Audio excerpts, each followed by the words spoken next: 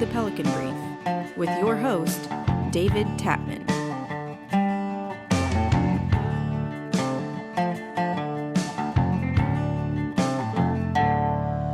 Welcome to the Pelican Brief. I am your host, David Tapman, and this is what I thought was going to be the final legislative update through the Pelican Brief for the 2023 regular session of the Louisiana legislature. That may not be the case. Lots of things happened toward the end of the session. I thought we'd do a wrap-up a few days after the session just to talk about what had happened and what we expected the governor to do, but the end of session was just crazy. And on the very last day of the session, not on the last day, in the last 5 minutes, 10 minutes of the legislative session, a lot happened. There was a lot of fuss about the budget, which, as we have covered on this podcast throughout our reporting, was always a big issue. There were a lot of factions here and there that are sort of at war with each other right now.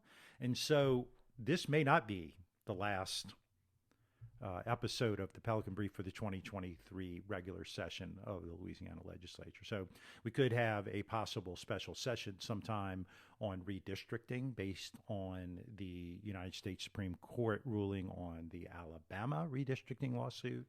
We could also have a veto override session, and probably the primary bill that would be the subject of that session, although all veto bills would be up for consideration, but the gender-affirming care bill is one that the governor has vetoed and that legislators passed overwhelmingly and could be the subject of a veto session.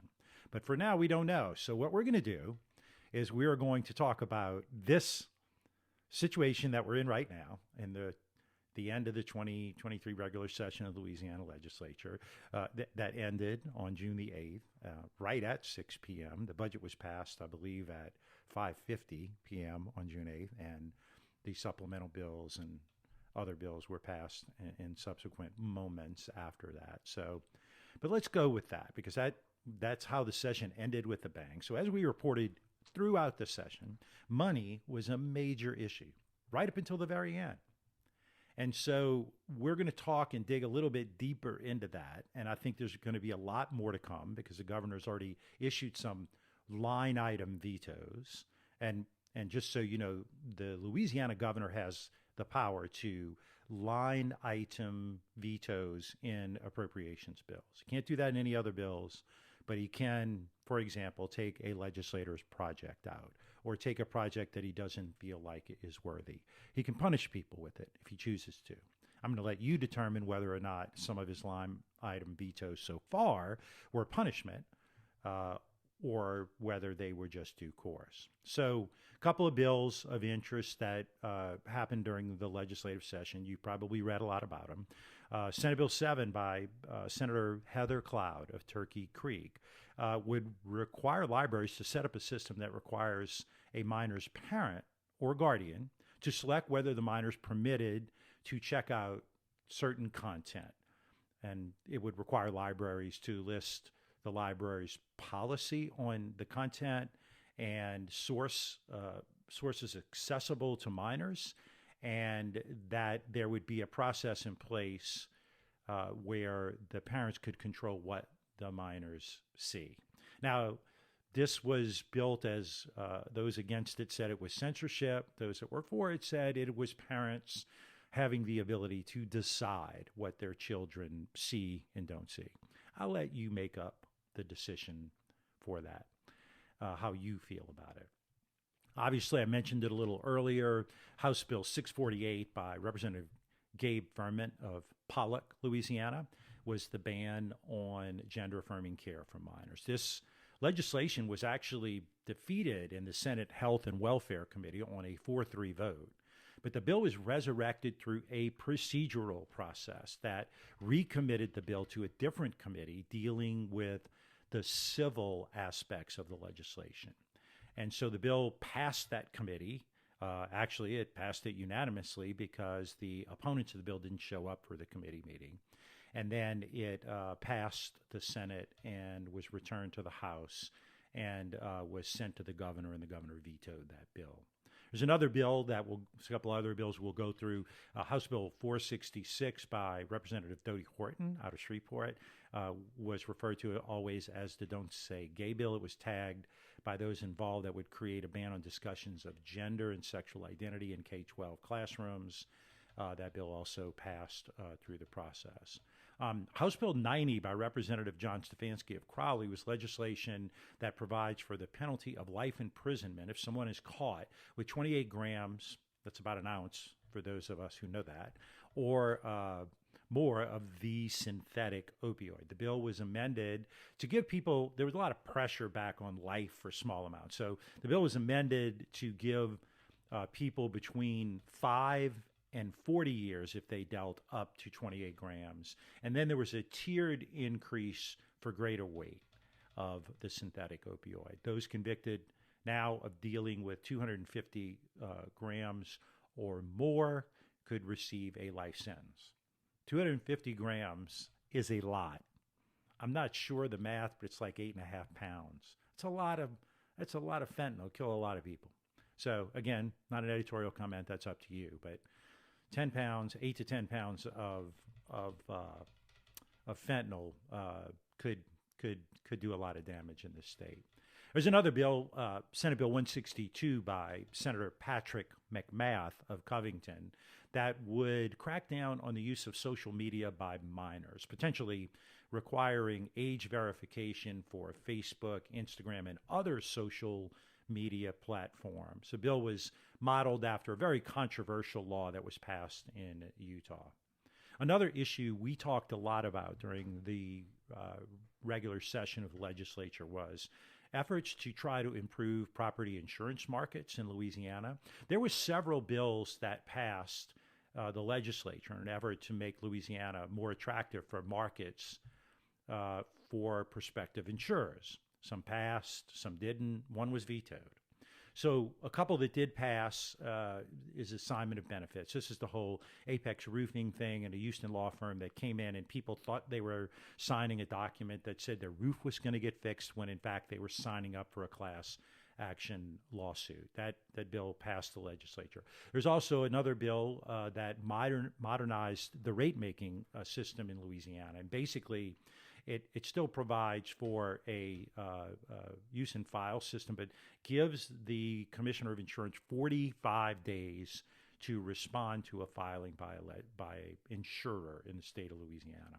This is going to be important to try to get more markets into Louisiana because right now anyone that's followed our podcast or anything in Louisiana knows we have major problems. So there's another bill that was actually pretty interesting. It was the foreign land ownership ban bill. This bill is 537 by Representative Hodges. It provides that beginning August the 1st, 2023, no foreign adversary or person connected with a foreign adversary may purchase, lease, or acquire a movable property for the state. It further provided that parties in a contract may rescind the contract prior to the transfer of a movable property if determined the purchaser or lessee is a foreign adversary and connected with that foreign adversary. So this deals with state countries like China, Cuba, Iran. The biggest pushback came from a lot of the foreign individuals living in Louisiana that teach at colleges and universities, at schools across our state that have moved here and want to buy a house or lease a house or an apartment or whatever. This was a pretty broad-ranging bill, but it was dialed back a little bit, but we'll see how that goes. I'm going to stop right here. We do not advertise, but I'm going to give another plug to my friend Jeremy Alford, the publisher and editor of La Politics. Jeremy Alford is a rock star, and he produces a number of things. La Politics Weekly is the insider's scoop on everything going on in Louisiana, and the Tracker is a supplement to that. And so, other than listening to the Pelican Brief, they have the most significant coverage of what's happening in Louisiana politics. And I'm sort of kidding there because Jeremy is accomplished. He is in a number of trade publications and campaign professionals, donors, people who are thinking of running for the legislature are all they all understand that that's what you need to subscribe to know what's the inside scoop. So he also has a couple of books. You may want to check them out. The Last Constitution is his most recent work. This is a book based on former Speaker of the House and Louisiana legend Bubba Henry's memoirs. And a great book. We helped co-fund that because we thought it was so important to capture that information. And he also co-authored the book, The Long Shot, which is a story about how how John Bell Edwards won the governor's race. And he was a long shot when he got into it. So go to lawpolitics.com. Tell him you were sent by David Tapman in the Pelican Brief. He won't give you a discount, but we like him to know where he gets his business from. So back to what was happening in the legislative session. So let's talk about what I believe is one of the big issues of the legislative session, film. House Bill 562 by Speaker Schexnayder, which extends the motion picture investor tax credit program, was passed by the legislature overwhelmingly. The legislature extends the sunset by 6 years to 2031. It also does a number of other things that are incredibly important, which is to require that promotional graphics be moved up in the final product of films and in television. It provides for digital packages where actors and directors talk about how great it was to film in Louisiana, what a great crew base we have, and how great the food is, and whatever else that helps promote tourism and keeps things in people coming to Louisiana based on film activity. Many areas benefit from the program regardless of whether the project was filmed there. So there is a portion of this bill that would help track those expenditures where they happen, like lumber from North Louisiana, caterers from South Louisiana, and so many other things that make film go in Louisiana, but may not be located in the exact area where the film is being produced. So the program overall is called the Motion Picture Investor Tax Credit. It brings billions of dollars each year in investment to our state. It's a clean industry that provides high quality, high paying jobs and helps reverse the brain drain in our state. That bill is on the governor's desk, was approved by both bodies, overwhelmingly by both bodies of the legislature, and I expect the governor to sign it any day now. So what didn't make it during the special session? So one of the bills, a bill backed by Attorney General Jeff Landry, House Bill 321, would have made certain juvenile records available to the public. There were those that criticized this bill as racist because of where it focuses its attention and it was generated, but Representative Debbie Villo described it as an effort to tamp down crime in the areas that most need it. Another bill that failed that was pretty high profile was House Bill 131. It would have eliminated the permitting requirements for carrying a concealed firearm. The bill, which had been brought before it died in a Senate committee in the last week of the session, was carried by Representative Danny McCormick of Oil City. They moved to table it rather than accept what he viewed as an unfriendly amendment. He said, let's just table it. So the requirement would have basically taken away any requirements that you have to take any sort of training or education before you carry a concealed handgun. Now, I do want to make it a point that you can open carry in Louisiana with no training, but you can't conceal carry. So I just don't want anybody to get in trouble. Don't put it in your pocket.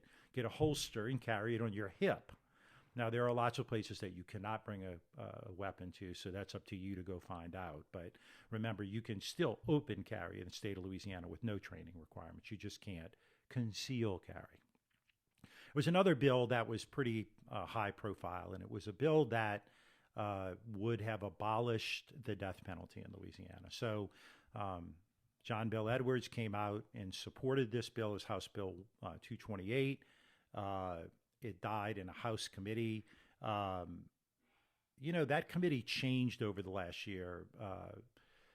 Speaker Scheck-Snyder made a couple of changes. The panel became more conservative before the session in an effort to get tougher on crime. Crime's a major issue in the state of Louisiana, and I think there was a real effort to try to sort of make some changes that would help make it safer for law-abiding citizens to live in our state. And so when Edwards came out in public support of abolishing capital punishment, it was the first time this spring.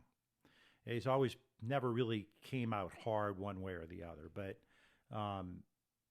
it is interesting to note that this bill failed. It was House Bill 228 by Representative Joe Marino, and it is important to note that while the bill failed, nearly all death row inmates have applied and asked the governor to commute their sentence.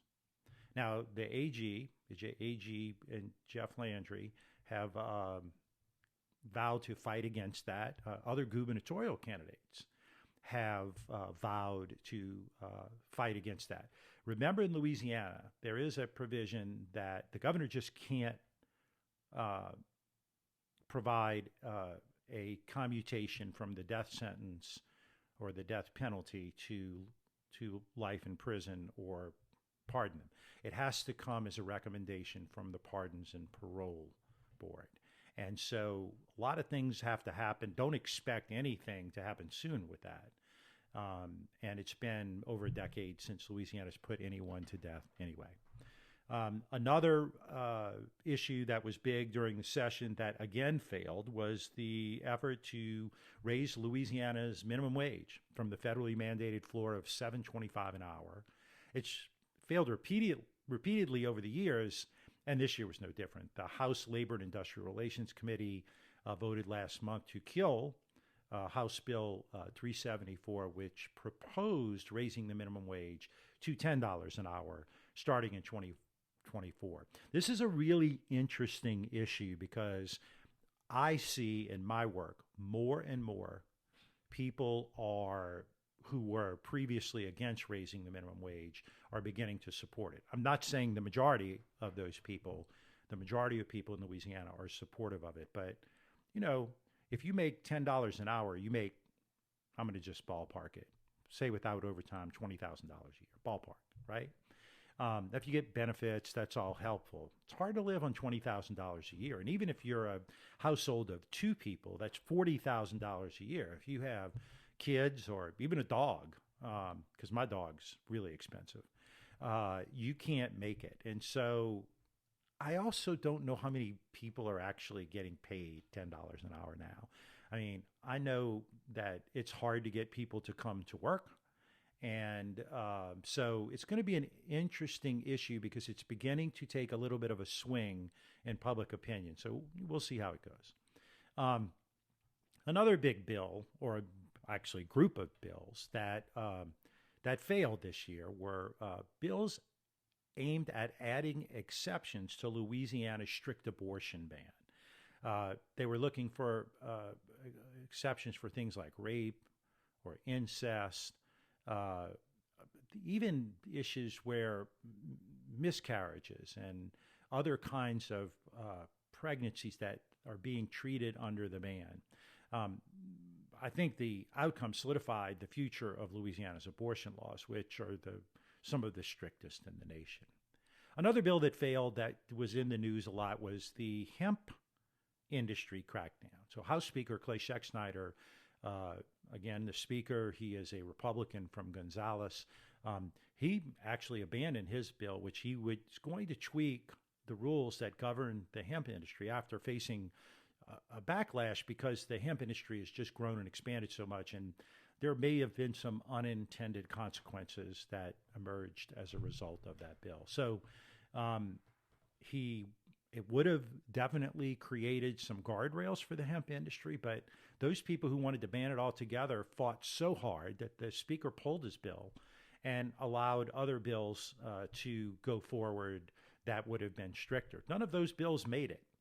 And so I think when we look at the hemp industry, I think you're going to see an even greater expansion of these products, because right now you can walk into most gas stations, almost all vape stores, smoke shops across the state, and it is proliferated. A little editorial comment here. I find it interesting that everyone fought so hard to keep cannabis from being approved for recreational use. I think it is because we didn't do that that you've seen such an expansion and just it's crazy on how you can get hemp products that would get you way more stoned than any other products. And I don't use hemp, I don't use cannabis, but I'm told this stuff is powerful and it's everywhere. So it's going to be interesting because the next legislature is clearly going to have to address it in some way. And I expect that the hemp industry will organize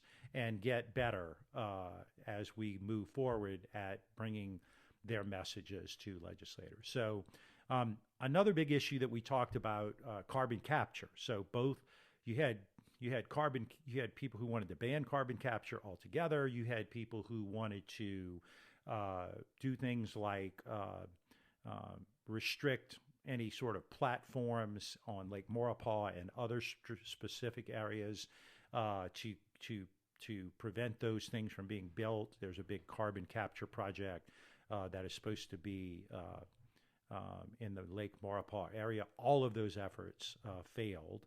And this was a big win for the carbon capture industry, the oil and gas industry, and the petrochemical industry. I don't know what carbon capture is, but I will tell you I have a lot of friends in the oil industry, and there is not unanimity in how they feel about it. Some think it's a great idea, some think it's dangerous. And so we'll see how it goes, but we got it, and here we go.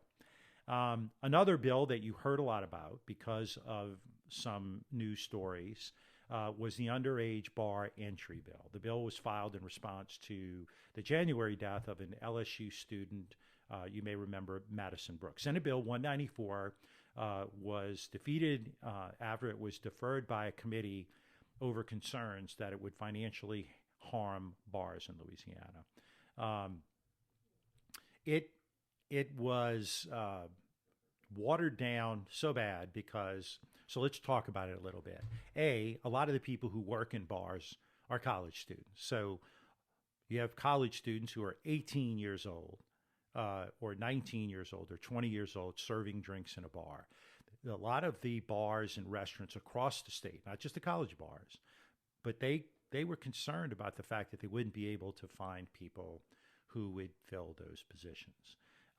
In addition to that, what was left of the bill after many of those age restrictions were taken out of the bill were basically liability issues. And in the end, that wasn't going to go at the heart of what I think the parents of Madison Brook and what Senator Mizell wanted. And so the bill did not pass. So, and now we get to the major happenings in the final moment of legislative session. With only minutes to spare, the legislature passed all of its spending package in a series of very contentious votes. So less contentious on the Senate floor, but really contentious on the House floor. In fact, in my 34 years of working in the Louisiana legislature, it was one of the top 3 most contentious moments I've seen. They all seem to happen on the House floor. You don't see it as much on the Senate floor, but we've seen it. So the $45 billion budget package was approved in the final minutes. There were accusations of backdoor deals, punishment for those legislators who didn't go along with the original efforts to support Senate Concurrent Resolution 3 to bust the cap. The package that passed did include $2,000 supplemental pay hikes for K through 12 public school teachers. But let's be clear, it was a supplemental pay. It wasn't the kind of pay that teachers wanted. It's also important to note that at the end of the session, in a last-minute move that I don't think anyone saw until it came, was a $100 million cut to the Department of Health and Hospitals. Now, people are so upset about that Senator Fred Mills is calling a Senate Health and Welfare Committee that you will want to tune into.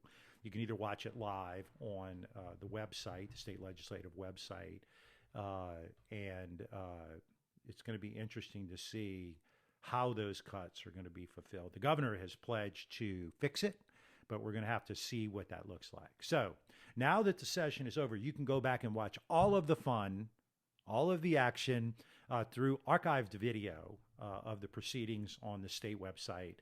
And that state website is on your screen. It's www.legis.la.gov. Or you can just Google Louisiana Legislature and it'll come up. It's a fantastic resource. And so you can also, there's so many ways to file. You can read the bills. Stay tuned to the news reports because there'll be more vetoes coming up and potentially a veto session. So we'll take a look at that. So we are the Pelican Brief. You can follow us on social media. You can like us on Facebook and follow us on Instagram and Twitter. Our social media handle on all of those platforms is @PelicanBrief225. Just remember, that's how you get the notification whenever we release an episode. If you go to any place that you watch or listen to your podcasts and you subscribe, you will get notifications whenever a new episode comes out. And if you do it on social media, you'll also get a social media post. You can also watch us on YouTube. Some of you may be watching us on YouTube right now. And that handle is @ThePelicanBrief225. Some people prefer to watch. Some people prefer to listen on the podcasting platform. So please like, subscribe, and share. Tell your friends. So just remember, you know the rule. If you have a good take, go to social media, tell us about it. You can call me a clown, make fun of us. You can say it was a great show, whatever you want. Go in, share, do all the things that you would do. If you have a good take, we will likely mention you on the show. If you have a great take, I'm going to invite you on to debate you, to share information with our audience, whatever it is. And so just let us know. And until next week, or until the legislature and the governor do something, we are the Pelican Brief.